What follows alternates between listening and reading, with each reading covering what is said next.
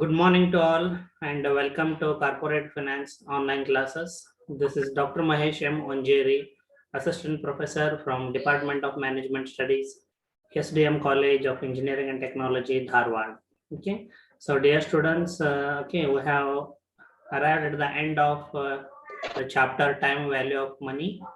So today I am going to solve a few more additional problems. Okay, so with that chapter number 2 as well as unit number 1 will get over. Okay, and I'll share you some reading material for unit number 2 today.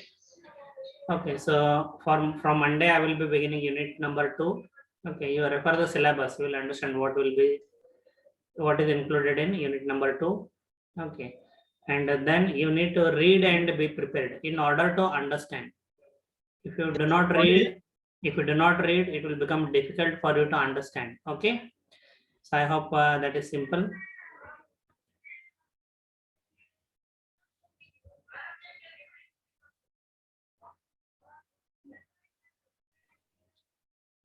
Okay, so I hope you can see this PDF file, right? Yes, sir. Yeah. Yes, sir. Yeah. Okay, so yeah, I cannot hide the solution part, but it's okay. Now we are familiar with the nature of problems. Okay, so let's try to solve this. See, usually in offline, like in the classroom in college, what I used to do, solve one problem, okay, on the board and explain and give a similar problem to the class to solve. Okay, then I used to go in the classroom, move throughout the classroom, okay, reach out to students who have any difficulty in solving. Okay, so that is how it used to be. Then once I return, if everybody has solved, I usually did not wrote it on the board, but if still few students remained, then I used to write the problem on the board once again. Okay, but here that procedure is difficult. I hope you understand. I cannot control what you are doing on the other end. I cannot see also. So these all materials are very meticulously prepared. Okay, so that you are not deprived of learning. Okay, so remember this. So we'll refer this problem again. Mr. James has two options to choose from. Okay, it is similar to the other one which we have learned in previous class. First option is 6,000 rupees after 1 year. Okay, so second option is 9,000 rupees after 4 years. So if the rate of discount is 10%, which option should he choose? Which option should he choose? Okay, so not much complicated, but yes, we need to understand what is required. Okay, so as I have been explaining, so what we need to understand is whether it is required to convert present sums into future or convert the future sums to present. Okay, so that is the first thing. The second thing, okay, I think we should stop that way of thinking. Okay, when we look at the first option, 6,000 rupees, second option, 9,000 rupees. So 9,000 rupees is bigger than 6,000, so we should accept second option. Let us see whether we accept first or second, but after the proper analysis. So what we are going to do is the discounting technique we are going to use, because in first option we are going to receive 6,000 rupees after 1 year. Then second option we are going to receive 9,000 rupees after 4 years. Okay, so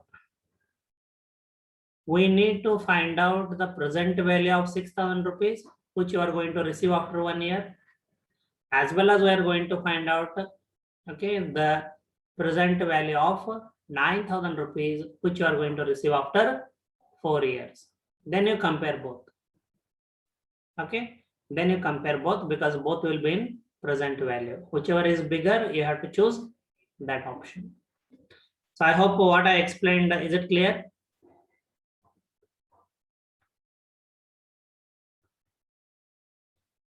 Okay, so anyone can reply? Not many. What I explained. Okay. So we are going to use the discounting technique. So since it is the case of a single cash flow, so we are going to use present value of a single cash flow technique. And so for that purpose, we need to refer table A3. Okay. So try to understand this. Okay, both are in future value. One 6,000 rupee after 1 year, 9,000 rupee after 4 years. So we need to convert both, not only one now, not only one. So this is also a small twist actually. So when we consider the first option, we write the equation P is equal to A into bracket PVIF. Okay, so P is the present value, A is the sum or amount, PVIF is present value interest factor from table A3. So A, in first option, the amount to be received is 6,000 rupees. Okay, so then we are going to find out, okay, the present value interest factor, though it is written here, but we'll develop the habit of identifying how to find it. So present value interest factor from table A3. Okay, so I'll share you present value, time value tables. So table A3 is what required. Okay. So what are the rate of interest given? So first option, after 1 year, after 1 year. So what is the rate of interest given in the problem?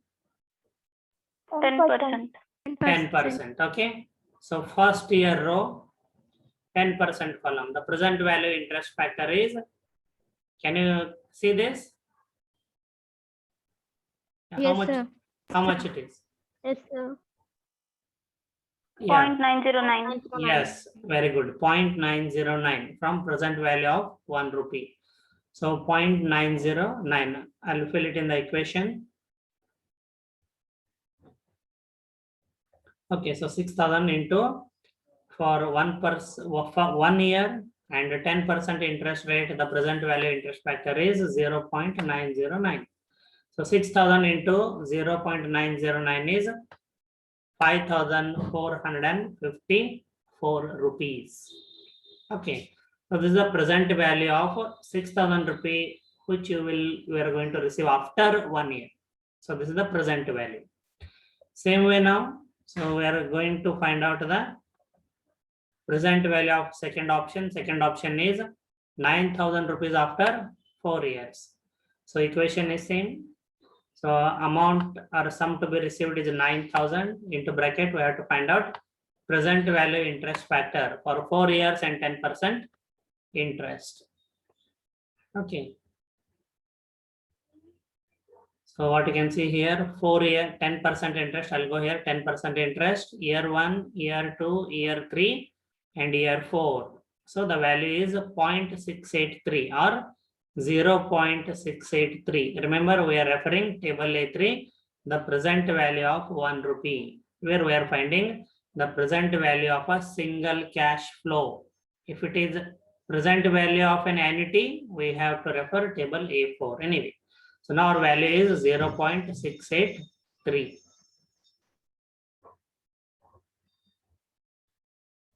Okay. So when we fill the value into equation, 9,000 into 0.683, what we get is 6,147 rupees. So the present value of 9,000 rupees, which you are going to receive after 5 years, is 6,147 rupees. So among the first option and second option, so which one is greater? Second option. Second Yes, option. definitely, no doubt about. Yes, definitely, no doubt about it. So suggestion is second option is best, as its present value is greater than first option. Okay, so remember, so this small sentence, though it looks very simple, if you do not write it in the examination, your answer will be incomplete, because there is a question asked. Okay, so which option, okay, he should choose, which option he should choose. And if you simply write these two answers, let us say both the answers are correct. Okay, it is not evaluator's duty to choose the best option. It is student's duty to suggest the best option. So in a simple sentence, you have to always write suggestion, okay. Second option is best. And if you do not write it, okay, so remember you will lose 0.5 to 1 marks. Okay, so any doubt in this numerical problem? Any doubts? No, sir. No, sir. Okay then. So I'll go ahead with the next problem. Yeah. See, and always remember in time value of money problems, the sentence, okay, you have to read the sentence and try to understand. First step is there is no other, okay, option. The medium of instruction is English. Your question paper will be typed in English. Your answers will be in English. So there won't be anybody in the examination to explain you in Kannada. Okay. What is the meaning of this sentence? Nobody will be there to explain the meaning of the sentence in Kannada. So I have to read the sentence in English and understand it in English.